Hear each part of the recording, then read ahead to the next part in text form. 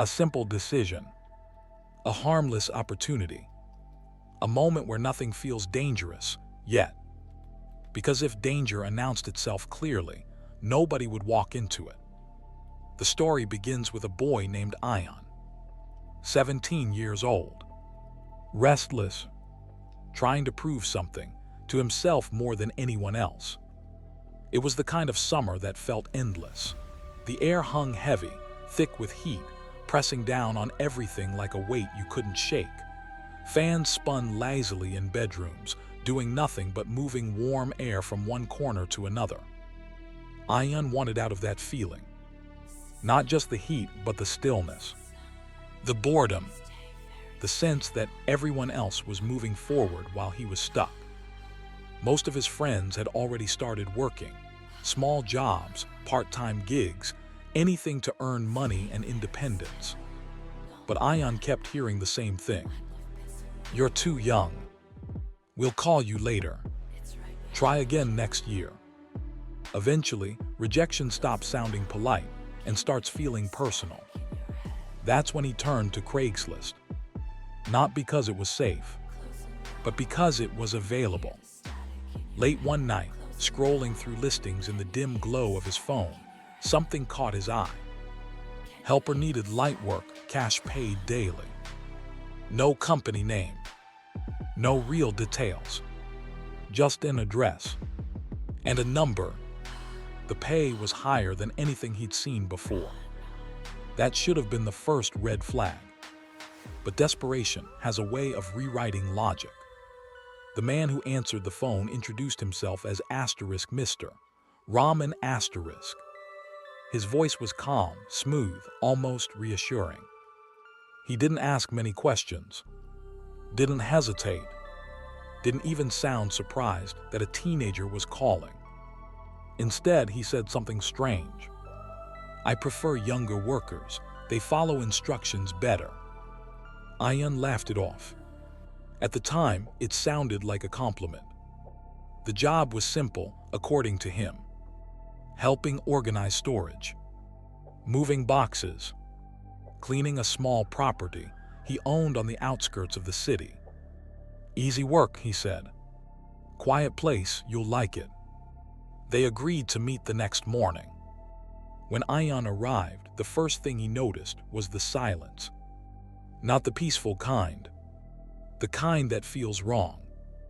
The house sat alone at the end of a narrow dirt road. No nearby neighbors, no passing cars, just dry land stretching in every direction. Even the wind felt absent, like the world had forgotten this place. The building itself wasn't what he expected. It wasn't exactly a house, more like a structure. Plain walls, no decoration. And most noticeably, no windows. At least, none that he could see from the outside. Mr. Ramen greeted him at the door. Mid-40s, neatly dressed, completely normal. Too normal. The kind of normal that doesn't leave an impression. And sometimes that's worse. Inside, the air was cooler. Not naturally cool. Artificial. Like the temperature was being controlled very precisely. The hallway was narrow, dimly lit. The walls were bare, no pictures, no furniture, nothing to suggest someone actually lived there. Just space. Empty, controlled space. This way, the man said. And Ion followed. Because at that moment, there was still no reason not to. The work started immediately. Boxes stacked in a back room, heavy but manageable. No labels. No markings. Just sealed containers. Don't open anything, Mr. Ramen said casually. Just move them where I tell you. Again, it sounded normal enough. Until Ion realized something. There were no clocks. No windows. No sense of time passing. Hours blurred together. Or maybe it was less time than it felt. That's the thing about isolation. It distorts everything. At one point, Ion stopped. "Do you have a bathroom?" he asked. Mr. Raman paused for just a second too long, then smiled. Of course. The bathroom was down another hallway, even narrower, even darker, and when Ayan stepped inside, he felt it immediately. That instinct, that quiet voice in your head that doesn't use words, but still says everything. Something was wrong. The room was spotless. Too spotless, like it had never actually been used. The mirror above the sink was slightly tilted, not enough to be obvious, but enough to feel intentional. And then he noticed it. A small black dot, right in the corner of the ceiling. At first, he thought it was a screw or a sensor, but when he moved slightly, the angle shifted. It wasn't fixed. It was watching. Ayan's heartbeat slowed, not sped up, slowed. That cold, sinking realization beginning to spread through his chest. He stepped back slowly, then looked around and saw another one, near the vent. Cameras, not hidden well enough to be invisible, but hidden just enough that you wouldn't notice unless you were looking. And suddenly, everything clicked. The sealed boxes, the isolated location, the lack of windows. This wasn't storage. This was control. Ayan walked out calmly. Too calmly, because panic would have made it obvious. And something told him he couldn't afford to be obvious. Mr. Raman was standing in the hallway, smiling, but this time, it didn't feel normal. "You took a while," he said. Ayan forced a shrug. "Just tired, can I head home soon?" Another pause, another calculation. Soon, the man replied. But something had changed. The air felt tighter, the silence heavier, and for the first time since arriving, Ayan realized something terrifying. He didn't know where the exit was anymore, because every hallway looked the same. Every turn felt identical, and somewhere in the distance, he thought he heard something. A faint sound, not mechanical, not environmental, human, a whisper. Ayan froze. "Did you hear that?" he asked. Mr. Raman's smile didn't fade, not even slightly. "No," he said. And that's when Ayan understood the truth. He wasn't alone in that building, and whatever else was there wasn't meant to be found. The man stepped closer, not aggressively, not suddenly, just enough to remove space. "You're doing a good job," he said quietly. Too quietly. Most people don't last this long. Ayan's stomach dropped.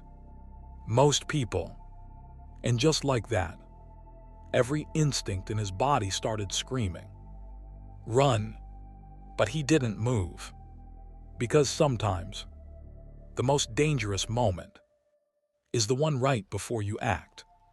And in that moment, standing in a windowless building, with a man he barely knew, and something unseen whispering in the walls, Ayan had to make a decision.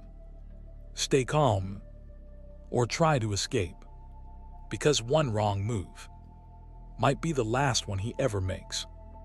And as Mr. Raman slowly reached into his pocket, Ayan realized he might have already waited too long. All right, let's go deeper.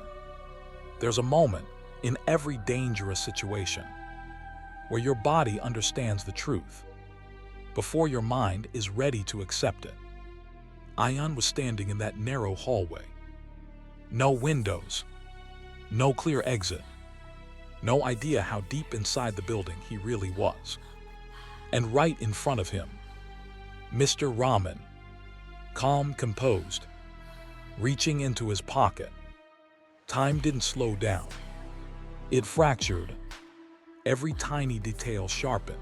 The faint hum of electricity in the walls, the dry feeling in Ion's throat, the subtle shift in the man's expression. That smile, it wasn't friendly anymore. It wasn't even fake. It was something else, something practiced. Ion forced himself to stay still. Running now, without knowing where to go, would be suicide. So instead, he did the one thing people rarely think of doing in moments like this. He played along. "What's next?" Ion asked, trying to keep his voice steady. For a split second, Mr. Rahman studied him, like he was measuring something, weighing a decision. Then slowly, he pulled his hand out of his pocket. "A small key. Storage room," he said. "Last one." Ion nodded. But inside, everything was unraveling.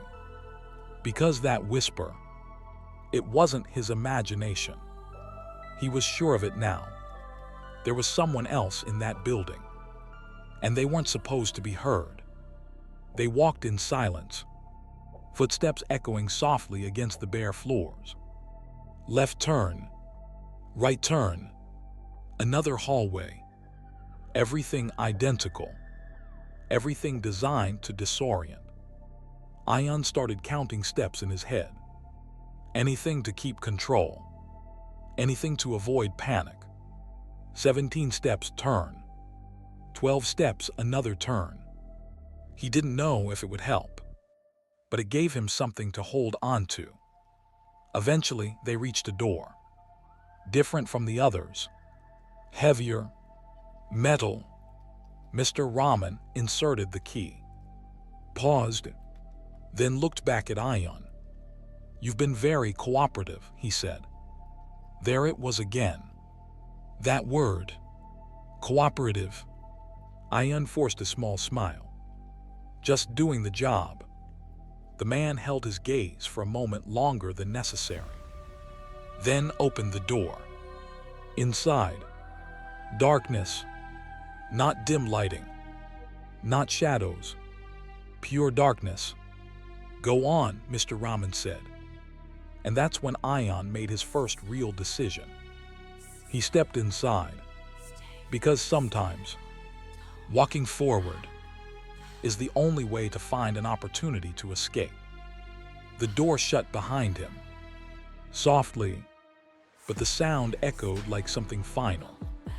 For a second, Ion couldn't see anything. Then, a faint light flickered on. What he saw didn't make sense at first. Shelves, rows and rows of shelves. But instead of boxes, there were screens, old monitors, different sizes, stacked, mounted, arranged without order. And every single one of them was on.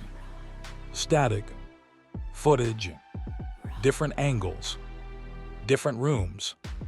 Ion stepped closer, his breath catching in his throat. They weren't security cameras, not in the normal sense. They were recordings. People, different people, some cleaning, some sitting, some packing, all inside rooms that looked exactly like the one he was in. The same walls, the same lighting, the same emptiness. His chest tightened. These weren't just recordings. They were asterisk archives. And then, he saw something that made his blood run cold. One of the screens was live, and on it was him, standing in that room. Ion stumbled back, heart racing now. No more control, no more pretending.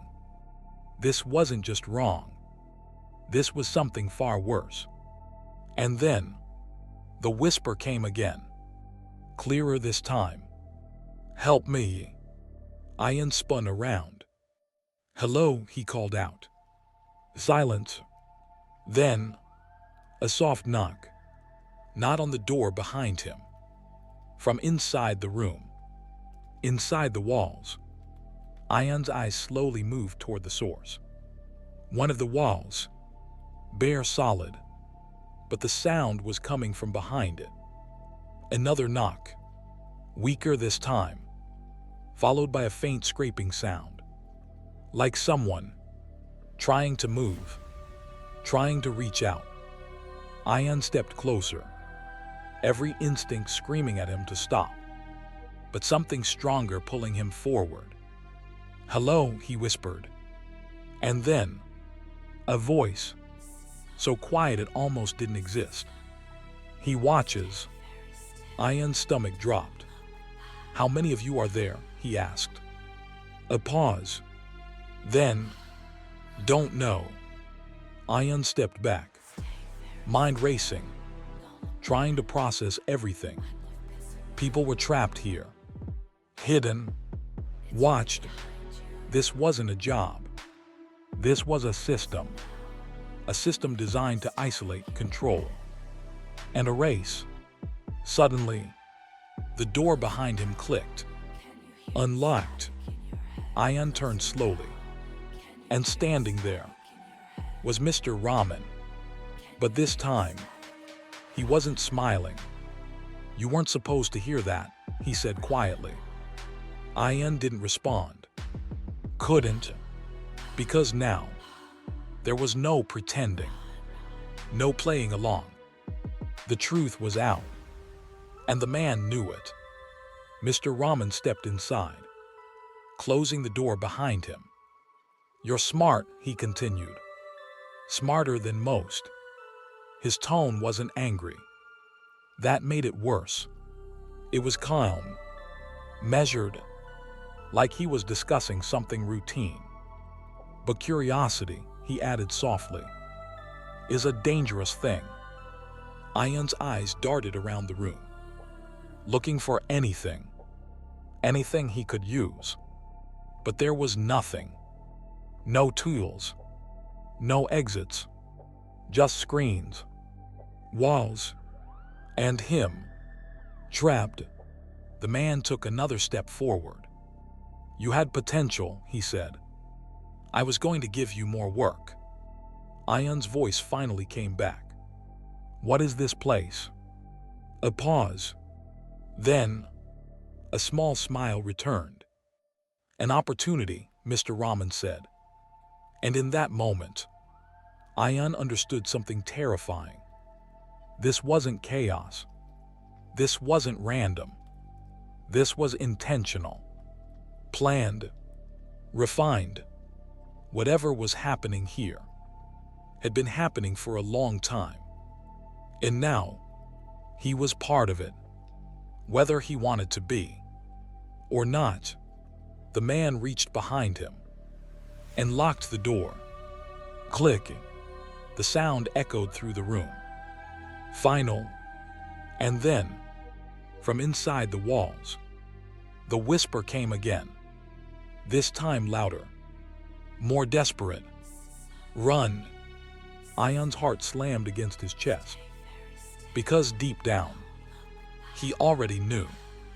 This wasn't a warning. It was a countdown. And as Mr. Rahman took one final step closer, Ayan realized there was only one way out of that room. And it wasn't the door. All right, now the story shifts. This is where fear turns into survival. There's a breaking point in every nightmare. A moment where fear stops being paralyzing and becomes fuel. Ayan felt it. Right there, locked inside that room, surrounded by screens showing fragments of other people's lives, people who had walked in just like him and never walked out. Mr. Rahman stood between him and the only visible exit. Calm, still, certain, but something had changed. Not in the room, not in the man, in Ayan. Because the moment he heard that voice again, "Run," it wasn't just a warning anymore. It was permission. Ayan's breathing slowed, not because he was calm, but because his mind had finally made a decision. He wasn't getting out by playing along. He needed to break the pattern. "You said I had potential," Ion said suddenly. Mr. Rahman tilted his head slightly. "Curious?" "Yes," he replied. "For what?" Ion asked. The question hung in the air. Heavy. For a second, it almost looked like the man was considering answering honestly. Then, a faint smile returned, to last longer than the others. The words landed like a punch. Ion nodded slowly, as if he was processing it, accepting it. But inside, he was mapping everything. Every step, every movement, every possible opening. "Then give me a chance," Ion said. Mr. Rahman didn't respond immediately. "Let me prove it," Ion continued. "I'll do whatever you want." Silence. This was the gamble. Because people like Mr. Rahman, they don't just want control. They want asterisk willingness. And for the first time, Ion saw something shift in his eyes. "Interest." "Whatever I want," the man repeated. Ion nodded. Slowly, carefully, Mr. Rahman stepped aside. Just a little. Not enough to escape, but enough to change the dynamic. "All right," he said. "Let's see how far you're willing to go." And that was the opening. Because control creates blind spots, and Ion was about to exploit one. "Tell me what to do," he said. Mr. Rahman gestured toward the screens. "Watch," he said. Ion stepped closer. Heart pounding. Different recordings flickered across the monitors. People working, cleaning, moving boxes. Then, something darker. One screen showed a boy, younger than Ion, sitting in a corner, crying.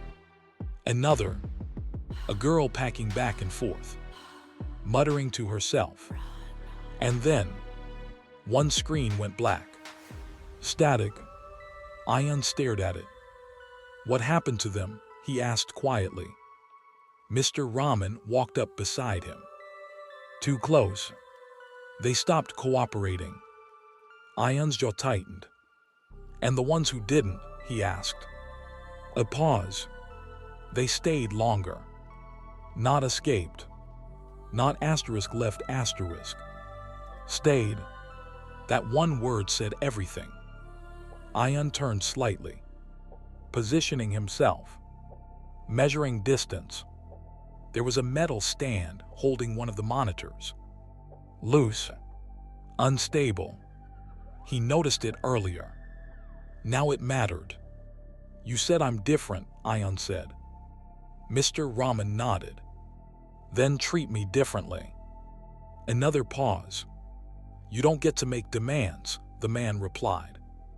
Ion took a small step closer to the stand. Subtle, careful. "I'm not making demands," he said. "I'm offering value." The man watched him, silent. "Most people panic," Ion continued. "They try to run." He took another step. "Closer now." "But I didn't," he added. That caught his attention. Because it was true. "And why is that?" Mr. Rahman asked. Ion looked him directly in the eyes. "Because I'm smarter than them." There it was. Ego. The one thing that blinds even the most careful predators. A slow smile spread across the man's face. "Yes," he said softly. "Yes, you are." And in that exact moment, Ion moved. Vast, violent, precise. He grabbed the metal stand and swung it as hard as he could. The impact was loud, sharp. The monitor shattered, glass exploding across the floor. Mr. Rahman stumbled back, caught off guard, not expecting resistance. not expecting asterisk defiance. That was his mistake. Ian didn't wait, didn't hesitate. He ran straight for the door, unlocked. His hand hit the handle, twisted, and the door flew open. He burst into the hallway. Left, right, everything looked the same. But this time, he didn't hesitate. He ran on instinct, counting steps again. 17 turn, 12 turn. Behind him, footsteps. Vast. Mr. Rahman was coming, and he wasn't calm anymore. "Stop," he shouted. But Ian didn't look back. He couldn't, because fear, at this point, was no longer something to control. It was something to follow asterisk. Another hallway, another turn, and then a door, different, slightly open, light spilling through. Ian didn't think. He ran straight toward it and slammed into it, bursting through, only to freeze instantly, because what he saw on the other side was worse than anything behind him. A large room, concrete floor, dim lighting, and along the walls, doors, dozens of them, locked, each one marked with numbers. And from behind them, sounds, crying, whispers, scratching, people. Ian staggered back. This wasn't just one room. This was a facility, a system, a place built to hold human beings. And suddenly, the truth hit him harder than anything else. Even if he escaped, how many others would? Behind him, the footsteps stopped. Silence. Too sudden. Too intentional. Ian slowly turned around. The hallway behind him was empty. Mr. Rahman was gone. And that was worse, because now he wasn't chasing anymore. He was hunting. And somewhere in that building, hidden behind identical walls and silent corridors, Ian realized he was no longer trying to escape. He was being guided asterisk. All right, now everything changes. This is where the story stops being just about survival and starts becoming something much bigger. Fear can do two things to a person. It can make you run, or it can make you stay. Ian stood frozen in that large concrete room. Dozens of locked doors. Dozens of voices behind them. Some crying. Some whispering. Some completely silent. Each door had a number. No names. No signs. Just numbers. That alone said everything. These weren't people anymore. They were inventory. Ian's chest tightened, because for the first time since this nightmare began, he wasn't thinking about himself. He was thinking about them. And that was dangerous, because empathy slows you down. Another sound echoed through the room. A soft metallic click. Ian turned sharply. One of the doors, near the far end, had just unlocked. It didn't swing open. It just stayed there, slightly ajar, like an invitation or a trap. Ian didn't move. His instincts were screaming again. This place doesn't give you exits. It gives you choices that look like exits. And those are worse. Behind him, a faint voice. "You hear that too?" Ian spun around. It wasn't coming from the doors. It was closer. Too close. From the corner of the room, a figure slowly stepped forward. A boy. maybe 14. Pale, thin, eyes sunken but alert. Alive. Ayan's breath caught.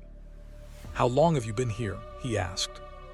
The boy didn't answer immediately, just stared. Time doesn't work the same here, he said finally. That answer sent a chill down Ayan's spine. What do you mean? He asked. The boy glanced at the doors. They control everything, he whispered. When you eat, when you sleep, when the lights go off. A pause. When you disappear.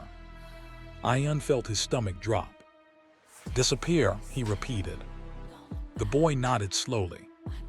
They take people out and they don't come back. Silent, heavy, and nobody fights, Ayan asked. The boy gave a weak, almost broken smile. At first, everyone does. That answer hit harder than anything else, because it meant something worse than fear lived here. Hopelessness. Ayan clenched his fists. No, he said quietly. The boy looked at him. You don't understand, he replied.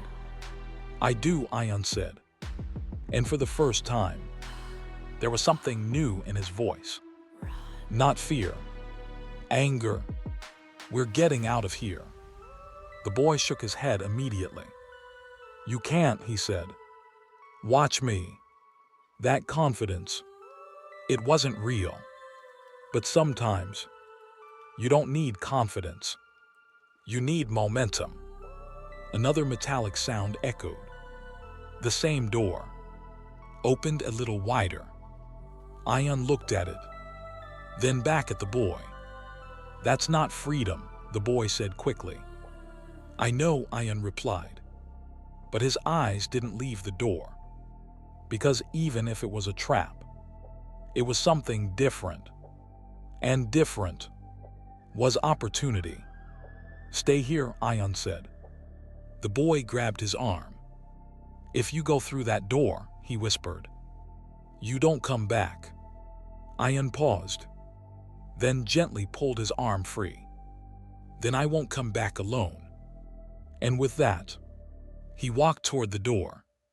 Every step felt heavier than the last. The sounds behind the other doors grew louder, as if the people inside knew what was happening, as if they were listening, hopping, or maybe warning him. Ayan reached the door, pushed it open, and stepped through. Darkness, then light, bright, blinding. Ayan raised his arm to shield his eyes. When his vision adjusted, he realized something terrifying. This room was different, clean, organized, controlled, unlike everything else. And in the center, a desk with multiple screens, live feeds, every room, every hallway, every door, everything. This wasn't just part of the system. This was the control room. And standing in front of it, Mr. Rahman, waiting. Of course he was. Ayan slowly lowered his arm. You wanted me to come here, he said. The man smiled. Of course, he replied. No denial. No hiding. Just truth. Why? Ayan asked.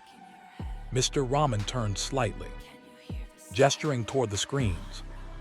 Because now you understand, he said. Ayan looked at the monitors. Every trapped person, every locked door, every hidden camera. I understand you're sick, Ayan said coldly. The man chuckled. No, he said softly. I'm efficient. That word again. Not evil. Not wrong. Efficient. You think this is chaos, he continued. This is structure. Ayan didn't respond, because arguing wasn't the goal anymore. Understanding was. People disappear every day, Mr. Rahman said. No one notices, No one looks hard enough. He stepped closer. I just organized the process. Ian felt a chill run through him. This wasn't madness. This was calculated, planned, and that made it far more dangerous. You brought me here for a reason, Ian said. The man nodded. Yes. A pause. Because you're different. Again. That word. And what does that mean? Ian asked. Mr. Rahman smiled. It means. He leaned in slightly. You have a choice. Ian's eyes narrowed. What choice? The man gestured toward the screens again. You can leave, he said. Silence. Ian didn't move. Didn't react. Because nothing in this place came without a cost. In them, Ian asked. The smile faded slightly. They're not part of your choice. There it was. The real test. Freedom or responsibility. And in that moment, Ian realized something deeper than fear. This place didn't just trap bodies. It tested people, broke them, turned survival into selfishness. And that's how it stayed hidden. Because the ones who got out didn't come back, didn't talk, didn't fight. They just left. Ian looked at the screens one last time. The boy, the doors, the voices, then back at Mr. Rahman, and made his decision. Mini cliffhanger ending, asterisk. I'm not leaving alone. And for the first time, Mr. Rahman's expression changed. Not anger, not fear, something far more dangerous. Interest. All right, this is the final part. This is where everything comes together. There's a truth about evil that most people don't understand. It doesn't always hide. Sometimes it waits, patiently, confidently, because it knows. Most people won't fight it. Ian stood in the control room, surrounded by screens, surrounded by proof, surrounded by lives that had been reduced to numbers behind locked doors. I'm not leaving alone. The words hung in the air. Heavy, final. For a moment, there was silence. Then, Mr. Rahman smiled. Not the controlled, calculated smile from before. This one was different. Genuine. You really are different, he said softly. Ian didn't respond. Because now, this wasn't a conversation. It was a standoff. You think you're the first, the man continued. Ian's eyes didn't leave his. What do you mean? He asked. Mr. Rahman turned toward the screens again. Every once in a while, someone like you shows up. A pause. They hesitate, they question, they try to save everyone. He looked back. They always fail. The words were calm, certain, not a threat, a fact. Ian stepped forward slightly. Then why give me the choice? He asked. Another pause. And then, the truth. Because watching you try, Mr. Rahman said quietly, is the most interesting part. Silence. And just like that, everything became clear. This wasn't just control. It was entertainment. A system designed not just to trap people, but to break them, to see how long hope lasted, how far someone would go, before choosing themselves over others. Ian exhaled slowly. Then watch closely, he said. And in that moment, something shifted again. Not in the room, not in the man, but in the balance. Because Ian wasn't playing by the rules anymore. He moved suddenly, not toward the door, but toward the control panel. Mr. Raman reacted instantly. Don't. Too late. Ian slammed his hand against the console. Buttons, switches, levers. He didn't know what they did. He didn't need to, because systems like this only work when they're controlled. And chaos breaks control. Alarms exploded through the building. Loud, violent, disorienting. Red lights flooded the room.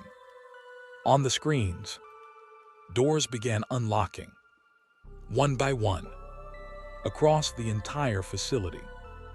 Mr. Raman lunged forward, grabbing Ion, throwing him back against the desk. "You have no idea what you've done," he shouted. But Ion didn't fight back immediately. Instead, he looked at the screens, doors opening, people stepping out, confused, terrified, free. "I do," Ion said quietly. And then, he fought. This wasn't clean. This wasn't heroic. It was desperate, messy. Two bodies colliding in a room built on control. Mr. Raman was stronger, older, more experienced. But Ion had something else. Nothing to lose. The man swung. Ion ducked, grabbed whatever he could, a piece of broken equipment, and struck. The impact staggered him. Just enough. Ion didn't wait. He ran, out of the control room, into the hallway. And this time, the building wasn't silent. It was alive. Doors opening, people running, voices echoing everywhere. Confusion, chaos, freedom. Ion pushed forward, following instinct again, following noise, because noise meant people, and people meant exit. He turned a corner, then another, and suddenly, light, real light, an open door, leading outside. Ion didn't slow down, didn't look back. He ran straight through it, and collapsed onto the dirt outside. The sun hit his face, blinding, overwhelming, real. For a moment, he couldn't move, couldn't think, couldn't process that he had actually made it out. Then, footsteps behind him. He turned sharply. People, dozens of them, running out of the building. Some crying, some screaming, some just staring at the sky. Alive, Ion pushed himself up, his legs weak, but standing. And then, in the distance, sirens, loud, growing closer. Someone had called, or maybe the alarms had done it. Either way, it was over, or at least, that's what it felt like. Police cars flooded the area, officers rushing in, people being pulled aside, wrapped in blankets, taken to safety. Ion sat there, watching it all unfold, until one thought hit him. He turned back toward the building, searching, looking for one face. The boy. Moments passed. Then, there he was, walking out slowly, alive. Their eyes met. No words, none needed, because they both knew what almost happened and what didn't. But as the chaos settled, as the sirens filled the air, as the nightmare seemed to finally end, Ion noticed something. The control room window, high above, and standing there, a silhouette, watching, still, calm, Mr. Raman, not running, not panicking, just watching. And then, slowly, he stepped back into the darkness, gone, like he was never there.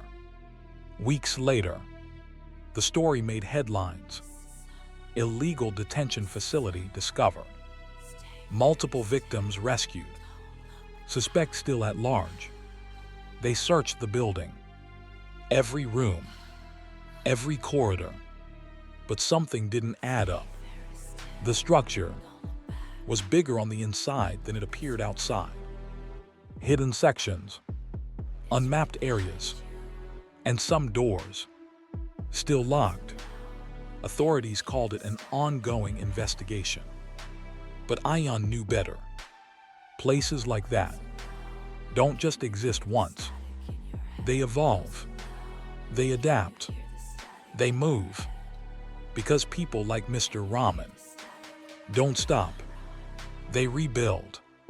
And somewhere, right now, another ad is probably live.